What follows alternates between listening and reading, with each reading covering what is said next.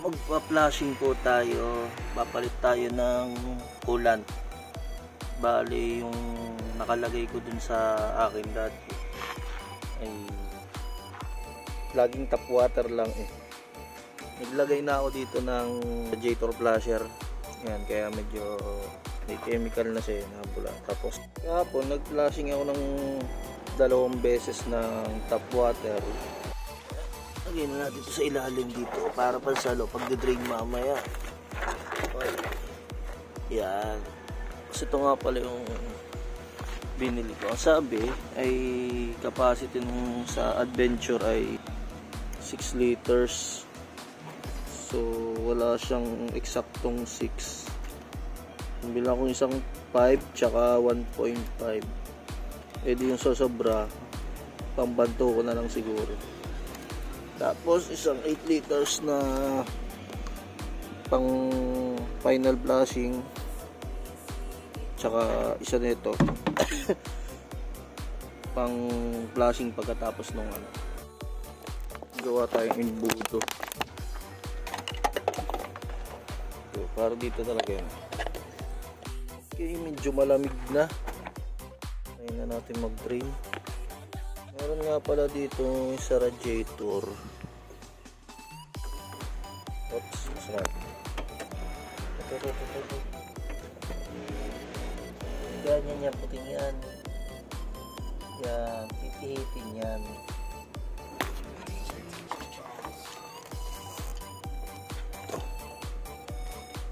Pwedeng matatanggal naman yun eh. Pero pwedeng pihit lang muna. Titin natin. Okay, malamig na. Ipihitin natin hanggang matanggal. Ayun, kulay brown yun. Kulay brown siya. Madaming arigo. Mainit-init. Ang dumi. Ay, naman. Para mga 3 buhok. Ang dumi niya. Ito yung tinanggal ko. Ito. Yan. Takip ng radiator sa ilalim. So, continuous flashing ko para makita nyo din. Uulitin ko. Pagkaganto ka dumi naman eh. Give tayo ng tap water. Yan. Okay na. Puno na. Ayan yan. Bali ito yung unang nakuha natin. Bali ka dumi. Ba? Ako na natin. Mga ulit tayo ng 2 pa. Ang lagay itong pinag-drain. Hanggang siguro luminaw. Balik na natin to. Sara natin. Okay, sarado na. Lalagyan natin ng tubig ulit. Tap water muna para malinis lang yung dumadami-dami ko. Okay, puno na. Takpan natin. Tapos andarin natin yun. Nga pala, ito sabi nila pagka mag-kukulant, papalit ka ng coolant, magpalit na rin ng takip ng radiator. Ito yung binili ko. Bago. Kaya siguro naglilik yung tubig. Wala na siyang rubber. Ito yung luma. Ayan. Ito. Wala na siyang rubber sa iba. Rubber ko natin. Ayan, diba? Sana. Ito isa. Ito, may rubber siya. Ito. Kaibahan. Ialtan ko na. Kaya siguro ang bilis maubos ng aking tubig. Okay. Panulit natin. Okay, paanda rin natin yung sasakyan para umikot. Okay. Kaya check pala natin. Baka umano nabawasan ng tubig. Bawasan. Nabula pa siya kasi may chemical pa siya dun sa loob. Yung nilagay kong chemical para sa corrosion ng radiator. May tapong ko na yung lagayan pero ilalagay ko sa video yung picture. Okay tayo ng mga 5 to 10 minutes siguro. Okay na siguro yun. Patayin na natin.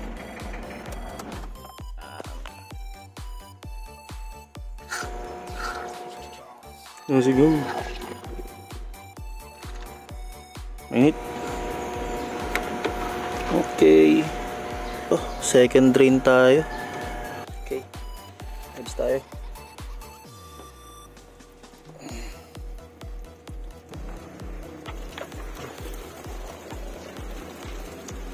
Second.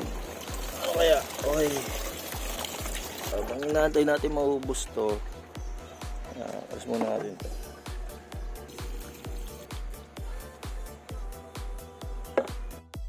Okay, nausok-usok pa.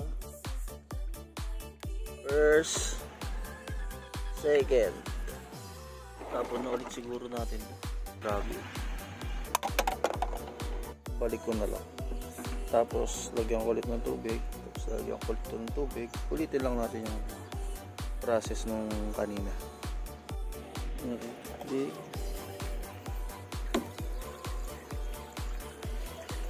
Kaya nga pala, ibalik ko na yung yung takip bago ko nga pala nilagyan yung reserve.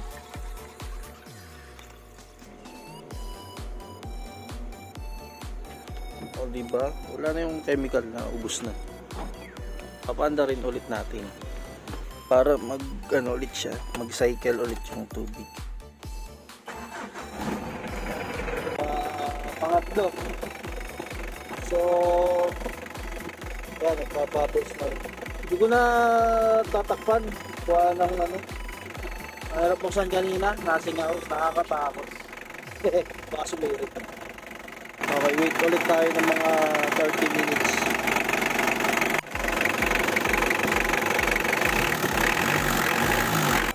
Third flashing. Almost 15 minutes. Mga 15, 8. Ganun. Ating kulay. Oy, malinaw na. Okay, third. Mainit pa. Testing natin, magko-continuous flashing naman tayo. Sa uli na natin itong takip. Ito, tapos i-give tayo. Papaandarin natin siya. Tapos yung dire-diretsyon tutulo yung tubig. Okay.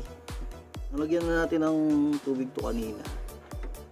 So, magko-continuous flashing tayo. Ito, bubuklatin ko ito. Okay.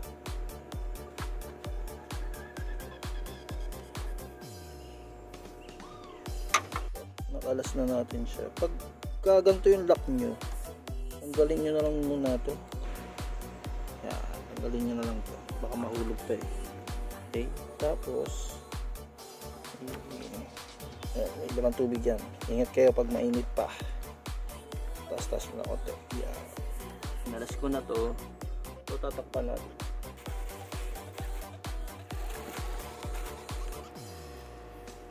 Takpan natin siya kasi takpan natin siya para paglalagay ng tubig dito hindi siya tumapon dito.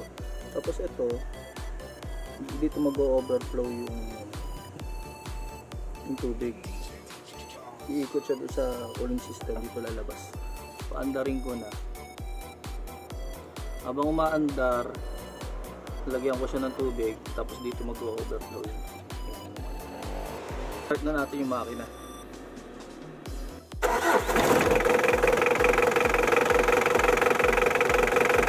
Kaya tubig dito, i-continue siya papunta dito.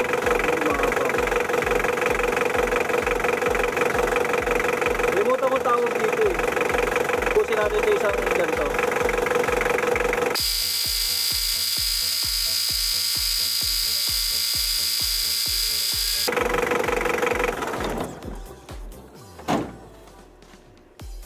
Yan. Yan. Tapos gawin natin to. Balik na natin siya. Bago lahat, inisin muna natin.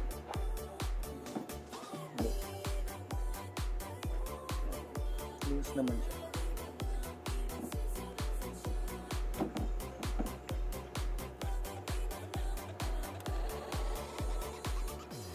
yung sample sa flashing. Yung brownish siya. Pero kukunin natin yung i-drain natin dito. Continuous flashing natin. So yellowish din siya. Pero ang kukunin natin yung tira. Okay, fourth flashing galing sa continuous. Medyo maganda na.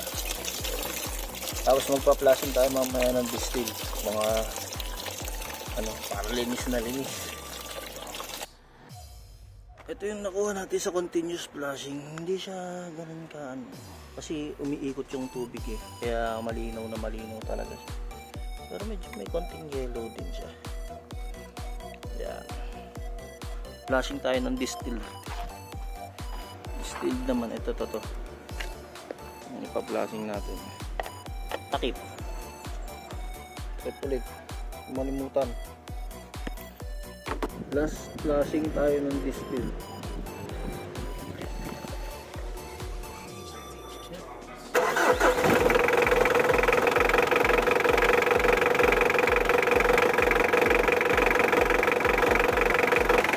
Panda rin natin ng mga 30 minutes sa distill. Okay, patayin na natin. Almost 50 minutes. Patayin natin ang mahina lang.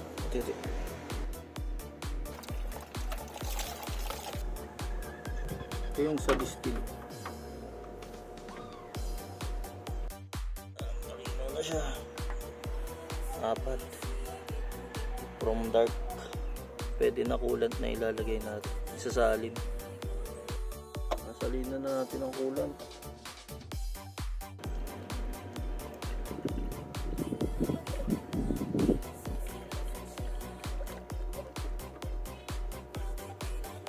Dari natin para umigot.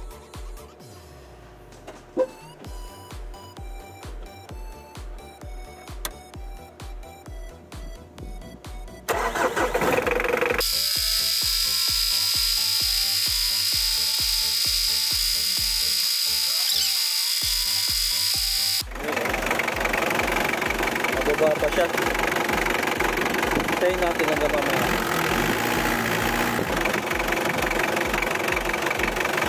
Okay na siguro.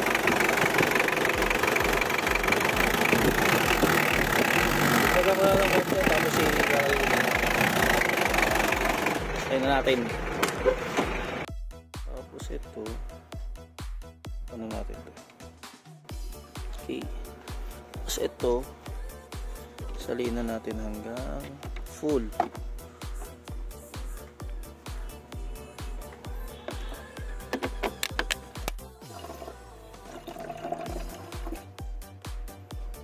Diba?